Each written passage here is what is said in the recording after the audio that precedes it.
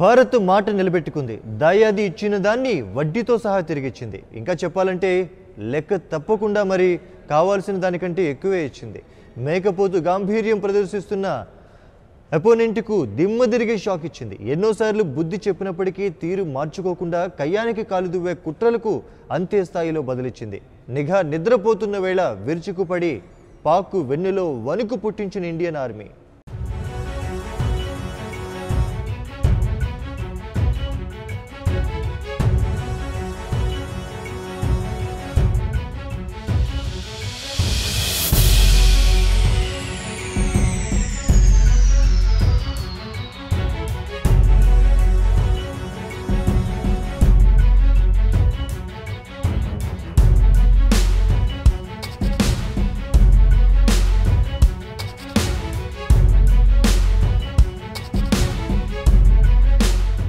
పుల్వామాలో ఫిదాయి దాడితో నెత్తుడి చరిత్ర లెగించింది.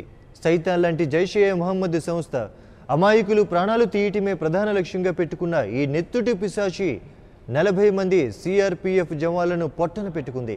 తన బిడ్డలను పోగొట్టుకున్న భారతమాత కన్నీరు పెడుతూనే ఉగ్రదాడికి ఖచ్చితంగా బదిలిస్తామని చెప్పింది.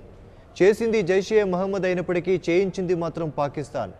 ఈ నిజం యావత్తు ప్రపంచానికే తెలుసు. అందుకే అన్నట్లుగానే తూచా తప్పకుండా పాపాల పాకిస్తాన్కు తన భూభాగంలోకి వెళ్ళి మరీ బదులిచ్చింది. జైషే మహమ్మద్ స్థావరాలతో పాటు మరికొన్ని ఉగ్ర శిబిరాలను నేలమట్టం చేసింది ఇండియన్ ఎయిర్ ఫోర్స్.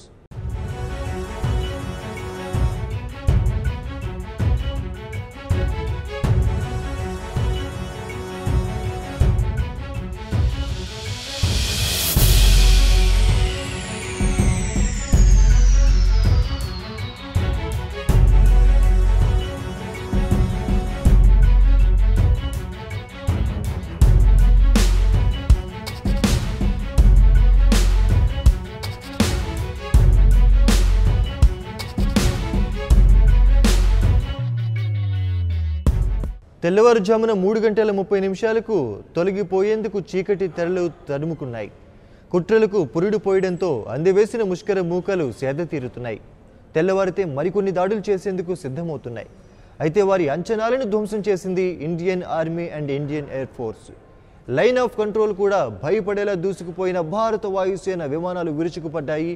అత్యంత శక్తివంతమైన 12 మిరాజ్ 2000 విమానాలు బాంబుల వర్షం కురిపించాయి.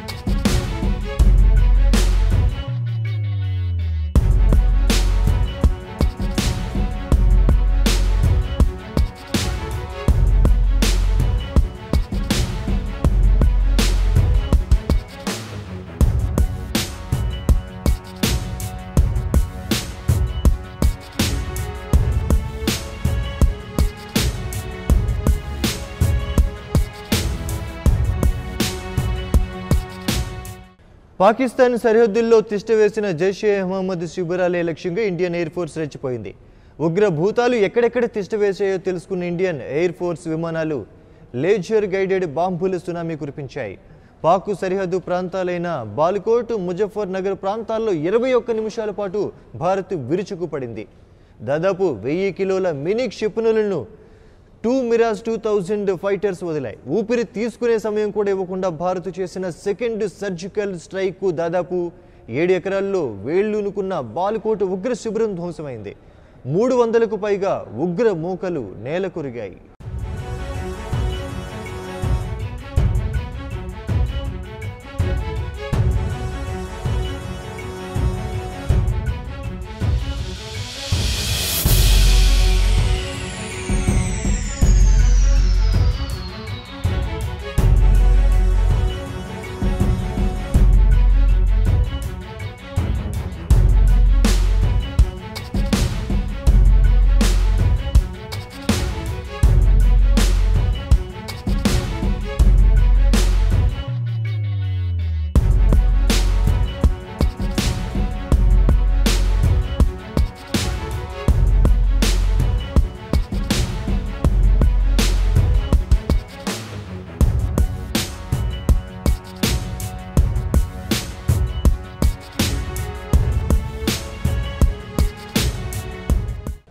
భారత్ చేసిన రెండవ సర్జికల్ స్ట్రైక్ పాక్ వెన్నులో వణుకు పుట్టింది. భూకంపం కూడా దడుచుకునే రీతిలో విరుచుకుపడిన భారత వాయుసేన ముందు పాక్ నిలవలేకపోయింది.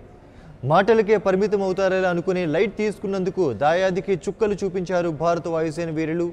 భారత్ చేసిన దాడులను పాకిస్తాన్ అధికారులు ధృవీకరించారు. కాస్త గాంభీర్యం ప్రదర్శించాలనుకున్నారేమో కానీ సమర్థవంతంగానే ఎదుర్కొన్నామంటూ మళ్లీ గాంభీర్యం ప్రదర్శించారు.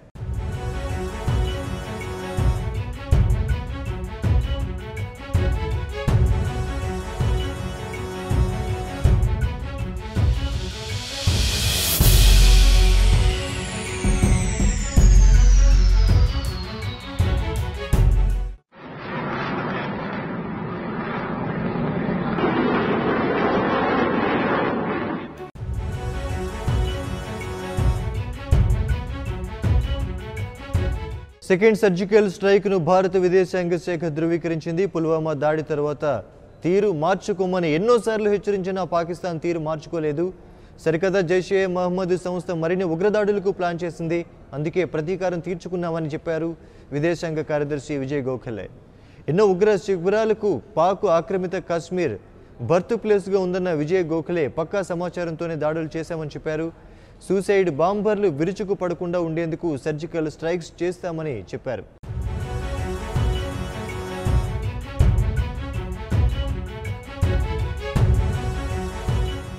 పాకిస్తాన్ ఉగ్ర శిబిరాలపై వాయుసేన విరుచుకుపడడంతో పంజాబ్, గుజరాత్లో హై అలర్ట్ ప్రకటించారు. ప్రధాని మోడీ సొంత రాష్ట్రమైన గుజరాత్లోని పాక్ సరిహద్దు జిల్లాలో గస్తీ పెంచారు.